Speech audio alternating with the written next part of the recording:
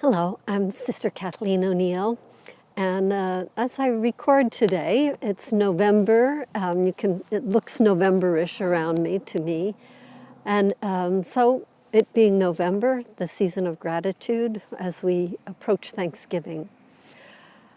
So gratitude, it's a lovely gift to have. It's wonderful to be grateful, and probably most of us, certainly I, and I'm sure many people feel it would be good if I were more grateful than I am, that I'm often not as grateful as I might be. And it's a beautiful habit to have. It makes life a lot more enjoyable, and it makes us much more pleasant to be around.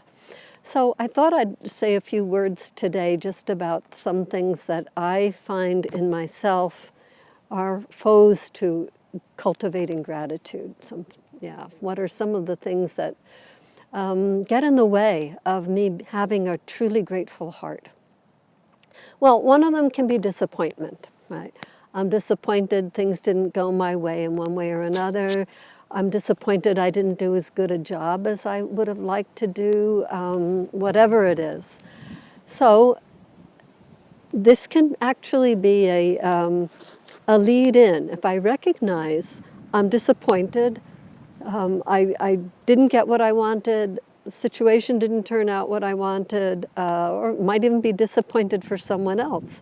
Something that I was very much hoping would happen for someone didn't happen. Or contrary-wise, something unpleasant did happen.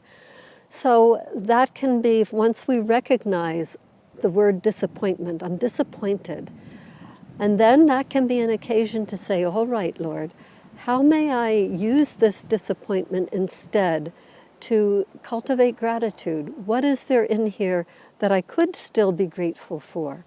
It could have been, not just by way of platitudes, but to really look and find what is there in this situation that still calls for gratitude. Maybe I didn't do as well as I was hoping to do, but maybe it wasn't a total disaster either. I remember a story in the Cross on the Switchblade, if you've ever read it. It's about this, Pentecostal minister back in the 50s, and he's very much a country boy, very much a rube, and somehow he gets interested in these gang boys in New York who've committed a murder, and they're in jail, and somehow, I guess God speaks to him, and he feels he should do something about it.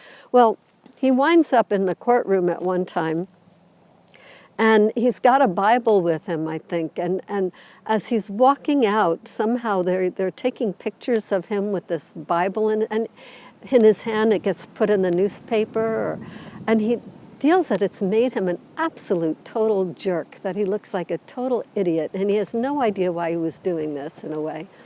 And I think on his way back home, he's visiting, I think it's a grandparent, and somebody says to him, don't be so sure that that was wrong, that you did such a bad job as you thought. And what happens is he winds up going to New York again a second time, and some gang members recognize him as the guy who was kind of harassed about this Bible. So it opens a door. Who would have thought? He thought he'd made an idiot of himself, and instead it created an opening. So disappointment can be an avenue into Thanksgiving if we don't cut it off. Another one is a sense of entitlement. Now, I was an only child till I was 11, and my brother came along, and then a couple of sisters after him.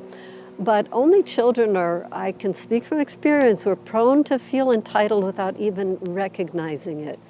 And so when I do see it, when I see, wait a minute, I don't have any right to this, or this other sister or other person has every bit as much reason for her opinion or to have her way in this. Doesn't all have to be my way. I'm not necessarily entitled. If I see that in myself, I try to at least recognize it, and then be grateful. That's the thing. Entitlement, you lose the sense that this I wasn't entitled to this. It's just a gift, and I can be thankful for it and not feel it was something that was owed to me. And one other one would be fault finding.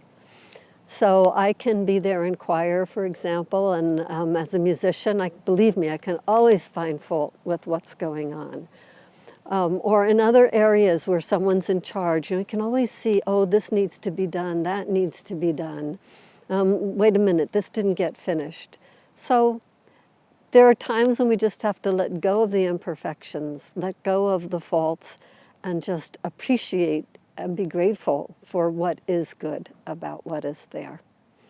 So I wish you a spirit of joy and of thanks in everything that you do.